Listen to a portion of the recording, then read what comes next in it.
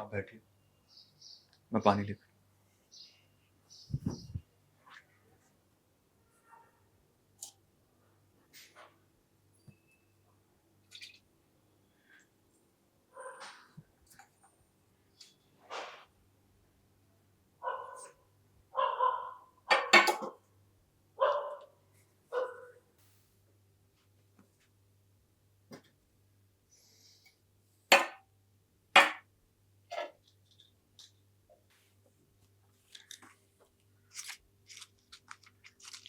आप पसंद करें?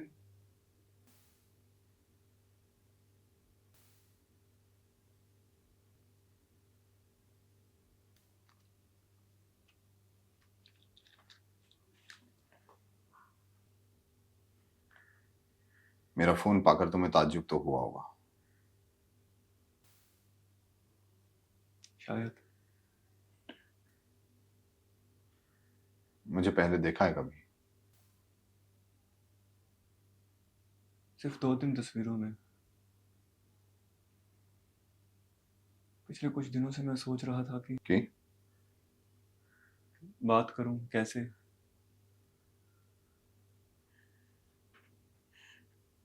ट्रक के साथ हेडलॉन्ग क्रैश था। अस्पताल पहुंचने के कुछ टाइम बाद ही वो आखिरी लम्हों में क्या कहा उसने?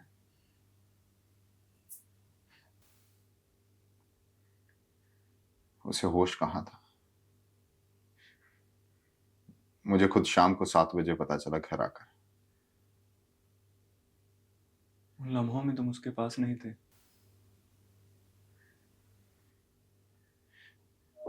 तुम्हें कब पता चला? 2 दिन पहले। कैसे? दफ्तर में फोन किया था। क्यों?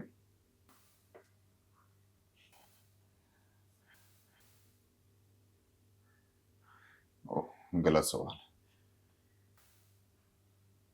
क्योंकि कल मिलने की बात थी और वो नहीं आई थी। फिर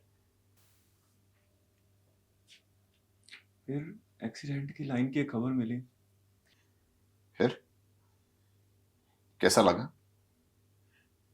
अफसोस तो हुआ होगा ना कि मनोरंजन की कोई चीज मुफ्त में हाथ से चली गई। शर्म नहीं आती तुम्हें? तुम्हें क्या पता वो क्या थी मेरे लिए।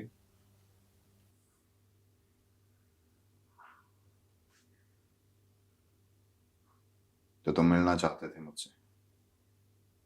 हम्म। क्यों? कि तुम्हें देखूं, तुमसे बात करूं। फिर 2 दफा फोन तक आया। एक बार फोन उठाया पर रख दिया। दूसरी बार नंबर डायल किया, रिंग गई और फिर फिर ये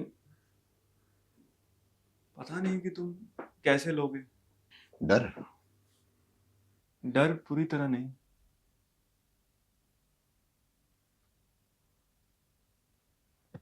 गलत समझे जाने का या ना समझे जाने का जोखिम। एक बेनाम नाउमीदी सा का बोझ। तो मेरा फोन पाकर तुम छुटकारा सा। पर क्यों? क्योंकि हम दोनों ही तो हैं जो एक दूसरे के दर्द को समझ सकते हैं।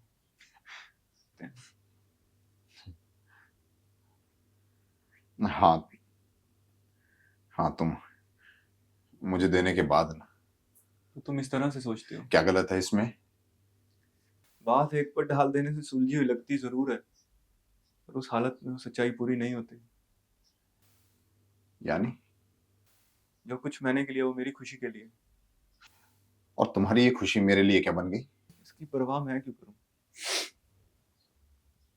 और फिर मैं ही तो जवाबदेह नहीं हूं इसके लिए। अगर वो अपना हाथ ना बढ़ाती तो कैसे।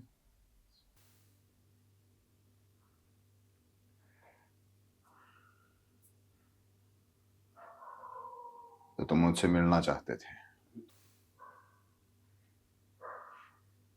तो मेरा फोन पाकर तुम्हें ताज्जुब नहीं हुआ? हम्म। तो क्या तुम्हें कोई अंदेशा था? कि मुझे लग रहा था कि कुछ ना कुछ ऐसा पीछे जरूर छूट जाएगा जिससे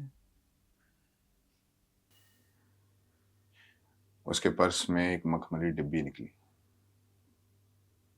उसमें जड़ा हुआ कफलिंग, एक कागज के टुकड़े पर तुम्हारे इनिशियल के साथ सालगिरह की मुबारकबाद। उसके दराज में एक डायरी थी, उसमें एक फोन नंबर बिना किसी नाम के। खोजा और देखा तो पी और एम खुल गए। और अगर ये सब ना मिलता तो क्या मतलब? तुम्हें कभी कुछ खटका नहीं?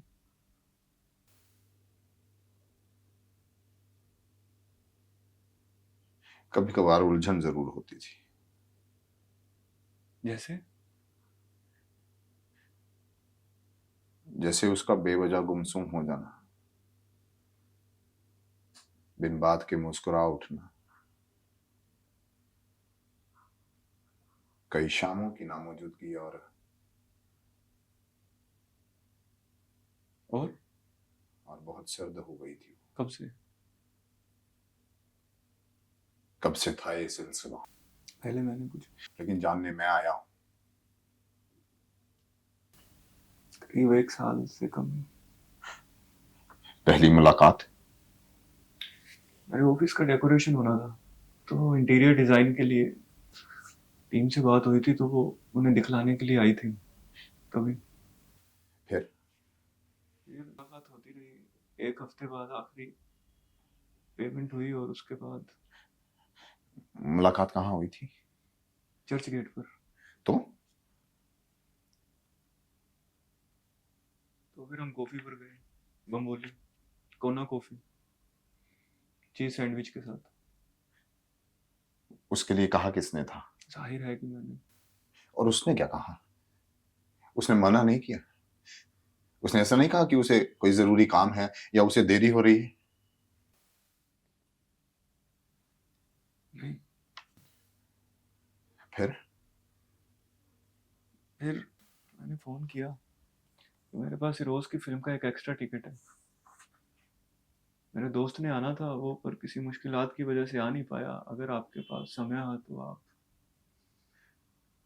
तो उसने कहा कि उसे खुशी होगी। पहली मर्तबा उसका हाथ वहीं थमा था? हम्म। उसने एक बार भी हटाया नहीं? तुम लोग कहाँ बैठते थे? Leopold Persian dairy. और पहली बार उसे चूमा वही था?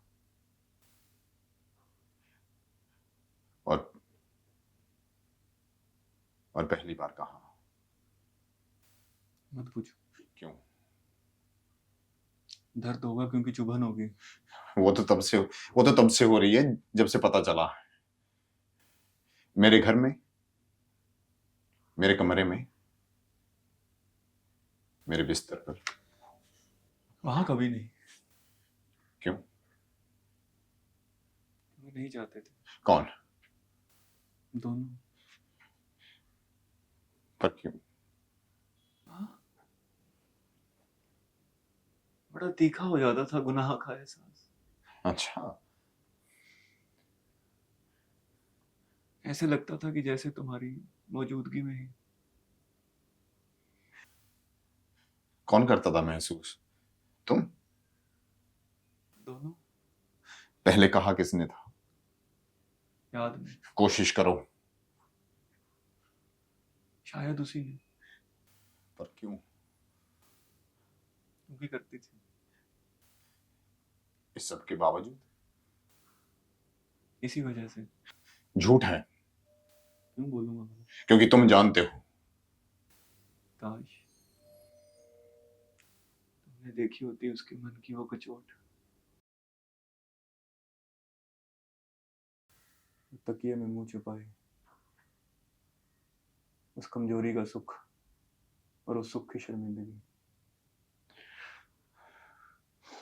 हमेशा वो तुम्हारे बारे में बात करती रहती थी कि तुम्हें क्या पसंद है क्या नहीं पसंद, कि तुम्हारे तुम्हें सब्जी में प्याज अच्छा नहीं लगता, ठंडा पानी पीने से तुम्हारा गला खराब हो जाता है, मिठाई के लिए तुम एलर्जिक हो। कभी कभी तो ऐसा लगता था जैसे वो मुझे सजा दे रही है। और तुम इतना भी सहन नहीं कर पाते थे। बात जब साफ साफ हम दोनों के बीच थी तो और मेरा क्या रिश्ता था उससे? इतना ही गुरूर आपने इस रिश्ते पर, तो क्यों ना उस रिश्ते की जंजीर बनाकर उसके पैरों में।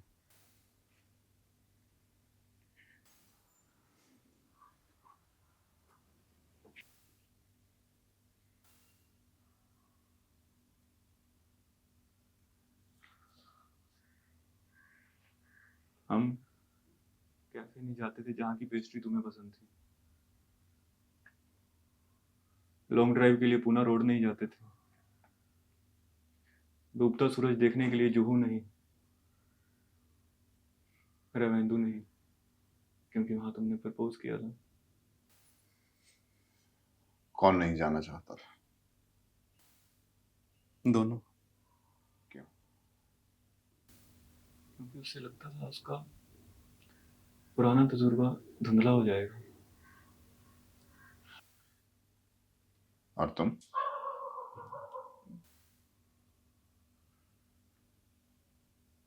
वो इस एहसास में कभी बह नहीं पाती थी, चलते ही ढोले की तरह, कभी इस तरफ कभी उस तरफ।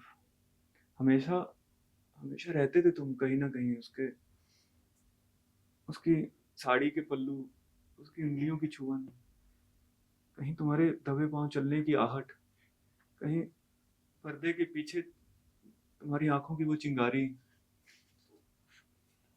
तो मैं कभी जज्ब नहीं हो पाया उन लम्हों में। हमेशा रहती थी ये चुभन कि कल रात तुमने उसे छुआ था, कि आज की रात तुम फिर उसे। और मुझे किसी तरह की कोई चुभन नहीं थी। मुझे ऐसा लगता था कि जब वो मेरे नजदीक होती थी तो मुझे किसी चीज की कोई दरकार नहीं।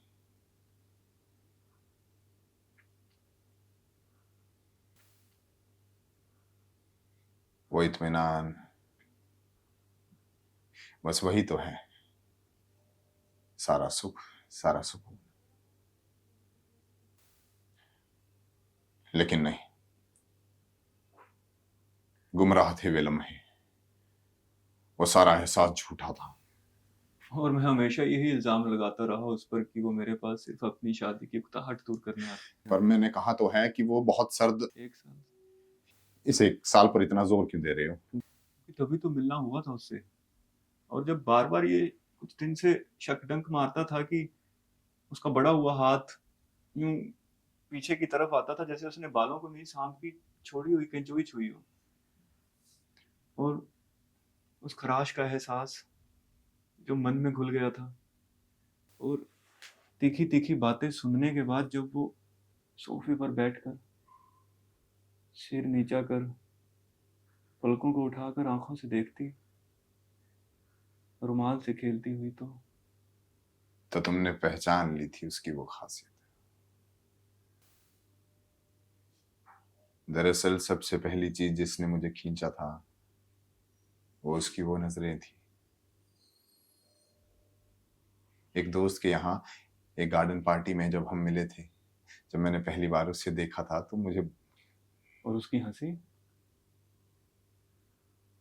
जो मैं सैकड़ों की भीड़ में पहचान सकता था, जो जो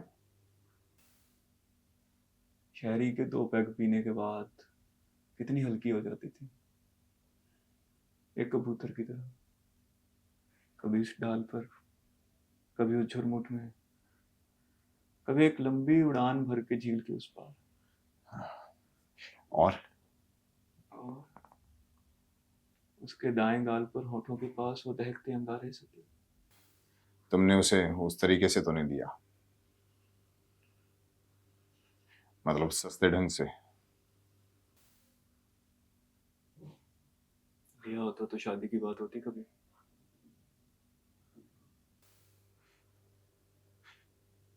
हुई थी। ना होती। ये भी कोई जिंदगी थी आखिर? कहीं कोई देख ना ले, तुम्हें बता ना दे, तुम ना देख लो, वो सन्नाटे से पिछले दरवाजे से, वो धुंध। मुझे साफ बादल चाहिए था, तेज धूप।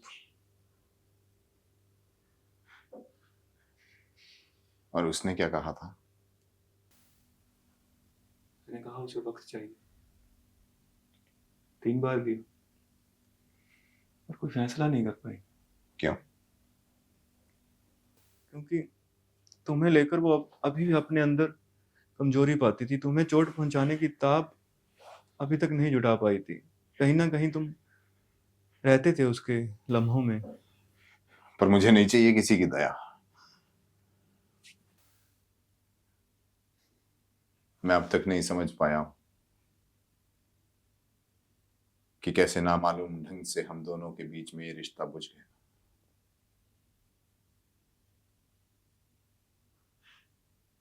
क्या अगर हमारा एक बच्चा होता तो क्या कुछ फर्क पड़ता था? नहीं,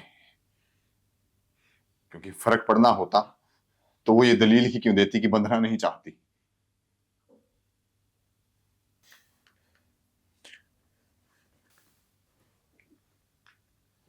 ये तुम्हारे लिए था।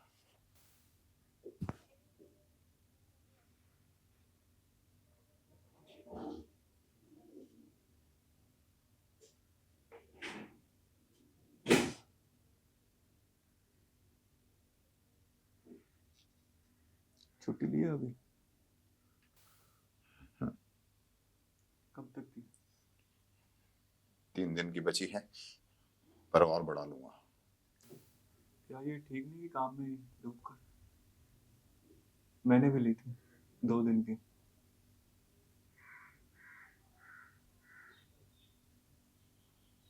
पर वो एहसास, वो यादें इस तरह भारी हो जाती थी कि दिमाग की नसें फटने लगती थी।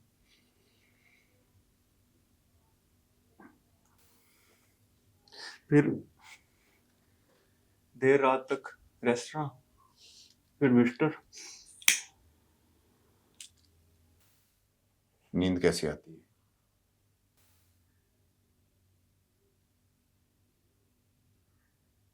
कभी गहरी, कभी उचटी। घर में कौन कौन है? सभी लोग, यहाँ नहीं, गाँव।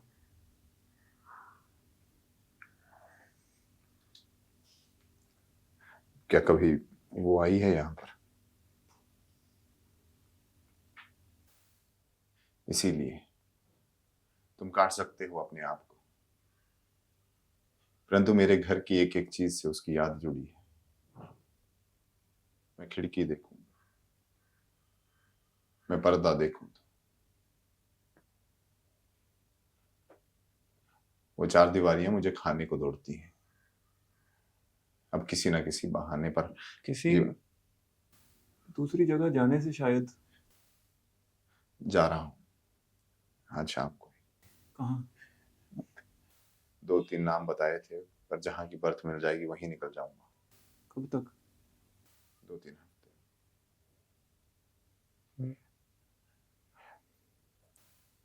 अगर ये सच्चाई बर्दाश्त करने की हिम्मत आ गई तो वापस आ जाऊंगा, वरना कहीं और तबादला करा लूंगा।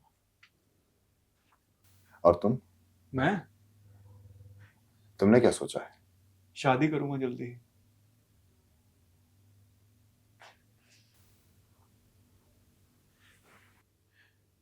पिछले 3 दिन से बराबर सोचता रहा हूं, क्या होता अगर मुझे वो डिब्बी नहीं मिलती, वो कागज का टुकड़ा नहीं मिलता। मैं बराबर यही सोचता रहता कि उसके होते सब ठीक था। तो क्या गलत था इसमें?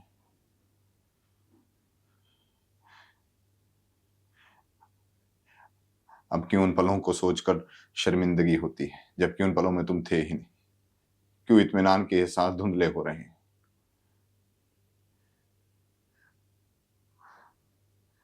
वो सारे पल झूठे प्रतीत हो रहे हैं। ऐसा लग रहा है कि अगर मैं उन्हें छूऊंगा तो कहीं वो मेरे अंदर दोबारा से ना। मुझे चलना चाहिए।